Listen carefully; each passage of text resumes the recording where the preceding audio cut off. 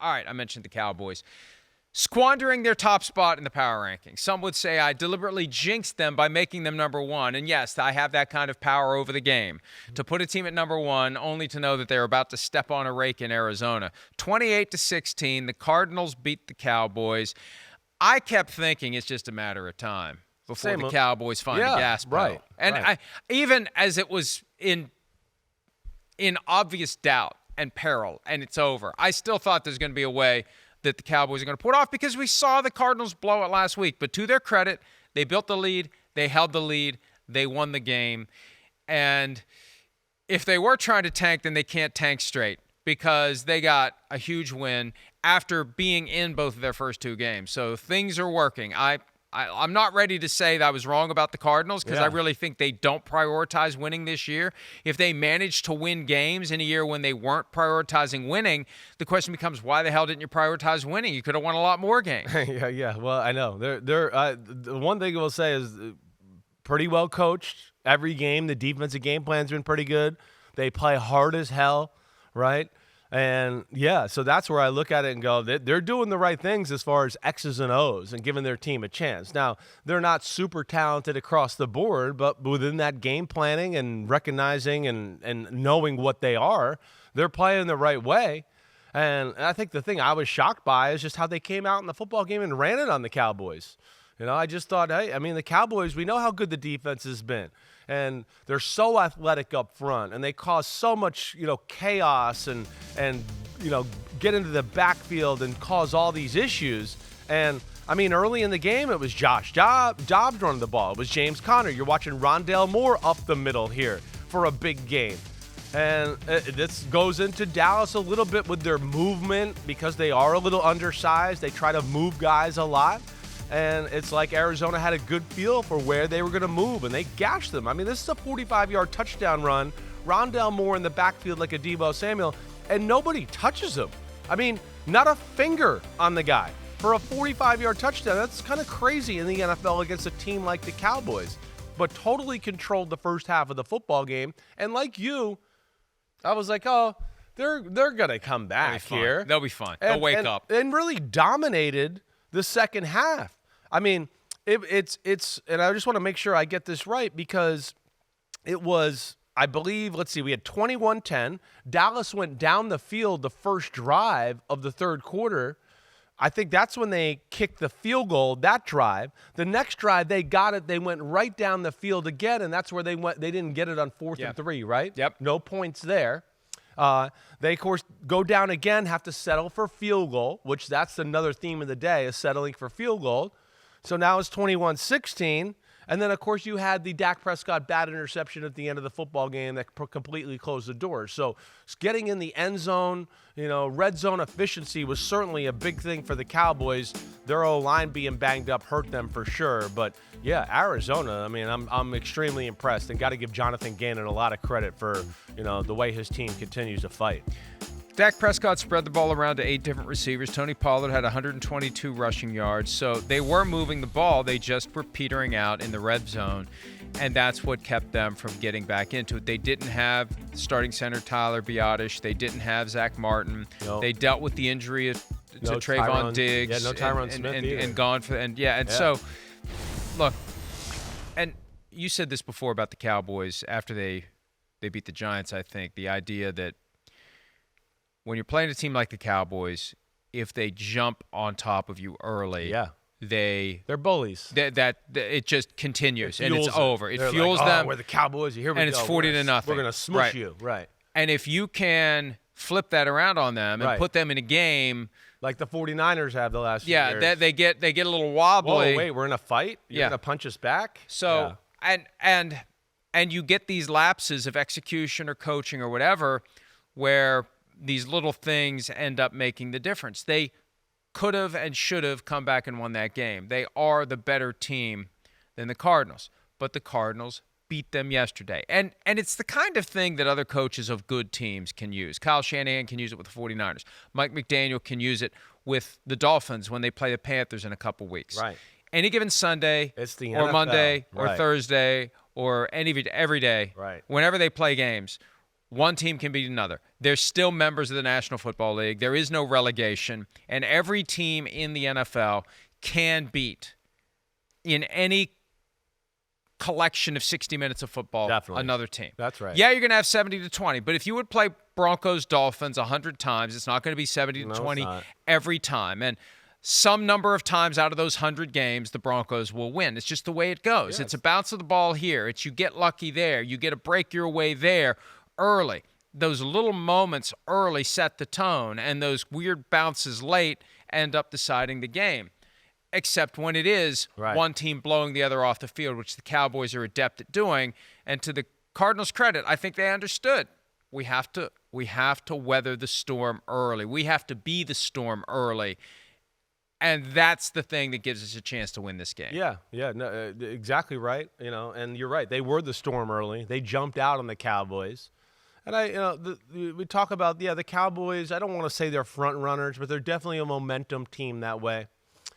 The other thing I think of, and listen, I'm not trying to be a jerk here, right? It's the Cowboys, for whatever reason, seem to be that team over the last 15, 20 years that whenever they're good and people start to pump them up a little too much, and they're walking around Dallas and everybody's telling them they're God, you're the best. Oh my gosh, the Cowboys.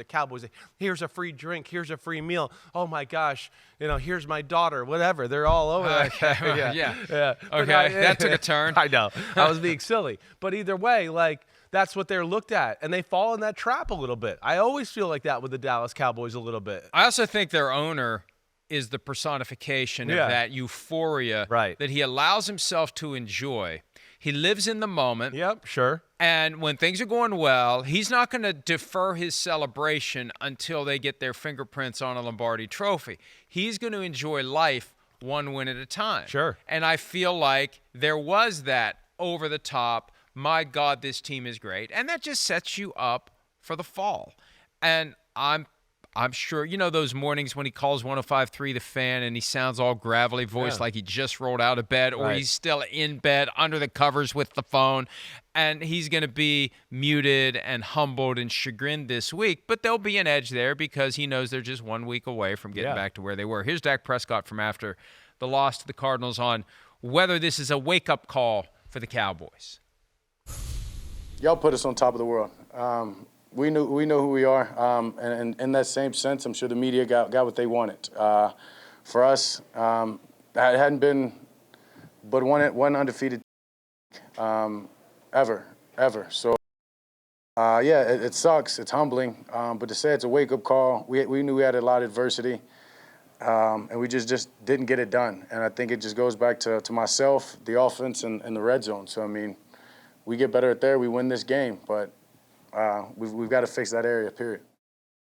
Dak Prescott. Well, his comments are just proof that he just acknowledges what I just said, basically, with trying not to acknowledge. We listened to the media; they made us kings, and we felt like kings. Yeah, kind of it's our fault, but it's just so weird. There is an endless human capacity to rationalize and justify and twist around any set of circumstances to blame somebody else. You made us. See what happened, media? You made us the best team. We're not. You made us the best team. And see, aren't you happy now? You found out you were wrong. We're not as good as you think we are. Seriously, we're actually pretty bad. We suck more than the Cardinals do. Take that, media. I just can't believe that. Coming out of Dak Prescott's mouth. But it does prove your point. They allow themselves to listen to it, and they get caught up in it. So this is the message to Jerry Jones, Stephen Jones, Mike McCarthy, Will McClay, anyone else in any position to influence the Cowboys organization. You better have someone in your power structure that is capable of pumping the brakes before the brakes are pumped on you by the Cardinals, or the next time that happens. I just wonder whether they even have the capacity to take what Dak said and string it to a solution. It's just kind of like, that's the way it is. You pumped us up and we lost, and it'll happen again, and it'll happen again, and it'll happen again. At some point, isn't it incumbent on someone to say, enough? Yeah. We can't allow ourselves to keep doing this. Right. That's where, Who's responsible for that in the organization? That's a head coach thing. That's where it has to become, and this is something I've had, conversations with coaches around the NFL a little bit. That's where internal motivation is real. It's about us. We got to get better today. And who cares who we're playing? We're not good at this on a Wednesday, and we're going to be better at it this Wednesday. Thursday, we're going to be the best third down team in practice in NFL history, and you worry about you. Yeah, we know external motivation is going to be a thing. Somebody says bulletin board material, or it's a big game, we're playing the Eagles. Yeah, you'll be able to get up for those. But what is going to get you up when it's the Arizona Cardinals and they're 0-2 and we think they're tanking for, Caleb Williams or whatever, right? And that's where leaders on the team, the head coach, and I always think of Bill Parcells, of course, because that's the way of life I grew up. And you hear the same stories about Belichick. When you win games and you are 2-0, that's when those kind of coaches tell you, you're not that good. You got problems. They kind of put you back in your place, put some fear back into you so you practice and get detailed again and get on your A game. And that's where I worry about Dallas sometimes. And you hear other people in the media make fun of them as well because, it just becomes a circus and then the greatest show in Texas and it all goes from there. But, there was and then, let's not forget this, Mike, too. They also had the Friday, we lost one of our best players on our football team to an ACL distraction, too. That's not easy to overcome.